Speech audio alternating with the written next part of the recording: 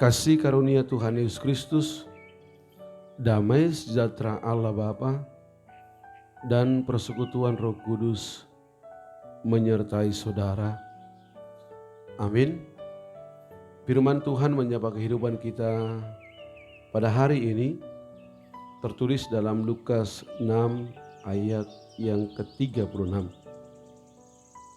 Demikian firman Tuhan. Hendaklah kamu murah hati, sama seperti Bapamu adalah murah hati. Hendaklah kamu murah hati, sama seperti Bapamu adalah murah hati.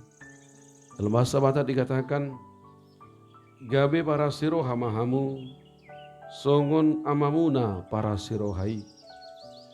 Gabe para siro hamahamu, songon amamuna para si rohai. Sampai di sana firman Tuhan.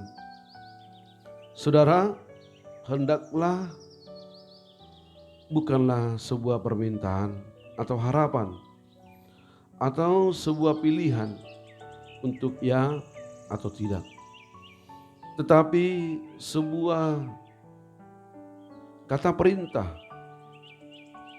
buat kita untuk kita lakukan.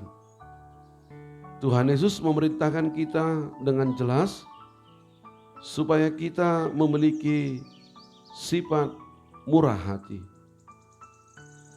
Saudara mungkin pernah mendengar peribahasa demikian, buah jatuh tidak jauh dari pohonnya. Maksudnya adalah bahwa sifat dan kebiasaan seorang anak pasti tidak jauh beda dari orang tuanya. Kita juga demikian, sebagai anak Tuhan, sebagai orang yang percaya kepada Tuhan, sifat dan gaya hidup kita seharusnya tidak berbeda dari Bapa kita.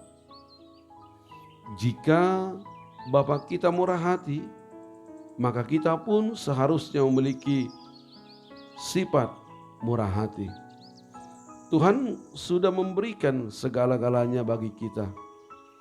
Ia memberikan kita alam dan ciptaan yang sempurna. Ia memberikan pertolongan dan perlindungan. Ia memelihara hidup kita. Ia memberikan apa yang kita perlukan. Bahkan Ia mengorbankan anaknya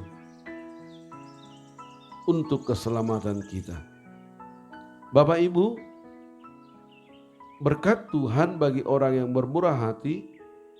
Dalam Matius 5 ayat 7 dikatakan, dalam ucapan berbahagia, Yesus katakan bahwa berbahagialah orang yang murah hatinya, karena mereka akan beroleh kemurahan. Berbahagialah orang yang murah hatinya, karena mereka akan beroleh kemurahan. Orang yang murah hati akan mengalami kebahagiaan. Kebahagiaan adalah sebuah suasana atau bentuk kepuasan yang dialami seseorang. Kebahagiaan seseorang tidak diukur oleh jabatan, tidak diukur oleh kekayaan, tidak diukur oleh pendidikan, tetapi apakah orang itu puas atau tidak? Orang yang puas pasti hatinya senang dan jiwanya pun diliputi oleh kegembiraan atau sukacita. Dalam nats ini dikatakan bahwa orang yang berbahagia adalah orang yang murah hatinya. Banyak orang yang tidak memiliki jiwa murah hati. Kenapa? Karena terfokus pada dirinya sendiri. Dia hanya mementingkan dirinya sendiri. Dia hanya mementingkan keluarganya sendiri. Dia hanya mementingkan kelompoknya sendiri. Nanti kalau murah hati, segala sesuatu yang saya punya akan habis. Nanti kalau saya murah hati, kebutuhan saya tidak cukup. Nanti kalau murah hati, saya bisa rugi. Bermurah hati bagi orang seperti ini adalah persoalan untung dan rugi. Tuhan tidak hanya menjanjikan kebahagiaan bagi orang yang murah hati. Dalam Matius 5 ayat 7b dikatakan bahwa mereka akan beroleh kemurahan. Banyak orang salah menafsirkan bagian ini. Mereka berpikir kalau murah hati terhadap orang lain, maka orang lain akan bermurah hati terhadap mereka. Ini keliru. Maksud dari kalimat ini adalah bahwa Allah pun akan bermurah hati kepada kita. Jadi bukan manusia, namun Tuhanlah yang bermurah hati kepada kita. Ini berkat yang luar biasa buat kita, buat saya, buat saudara.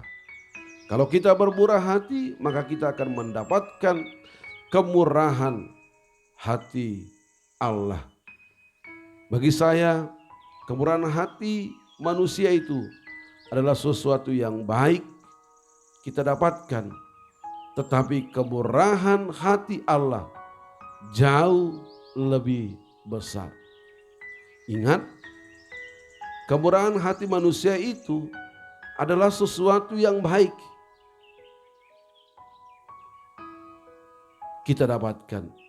Tetapi kemurahan hati Allah jauh lebih besar dari apa yang kita harapkan atau pikirkan. Ingin hidup berbahagia, ingin hidup bahagia, ingat satu hal, agar kita berbahagia, agar kita senang, agar kita bergembira, agar kita bersuka cita. Satu sikap yang kita harus lakukan adalah sikap bermurah hati. Ini kata kunci kalau ingin hidup bahagia.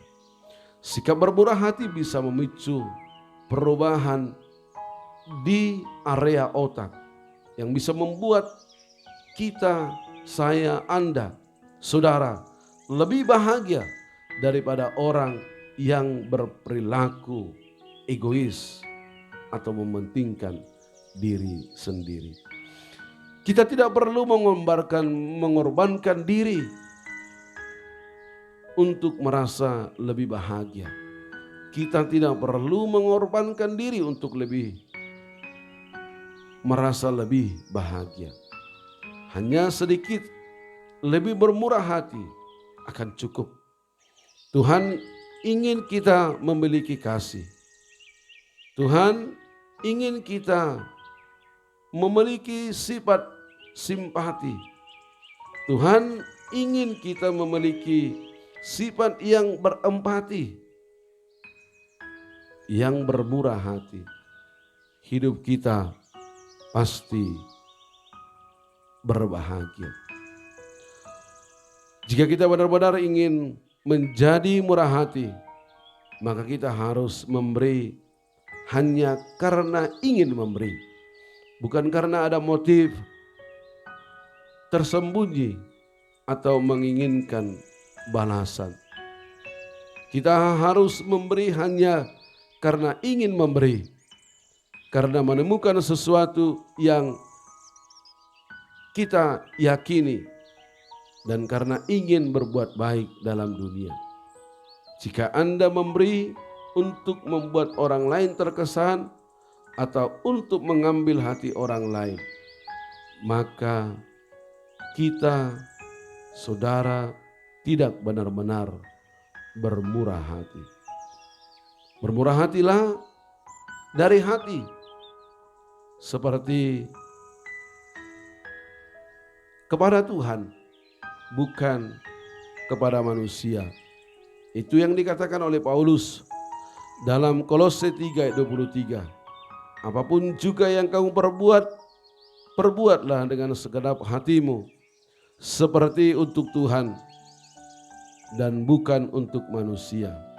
Apapun juga yang kamu perbuat, perbuatlah dengan segenap hatimu, seperti untuk Tuhan dan bukan untuk manusia.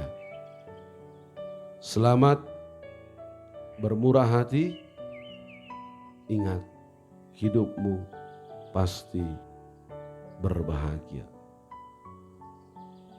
Amin. Tuhan Yesus memberkati aktivitasmu hari ini. Tuhan Yesus menjaga serta menyertaimu. Amin.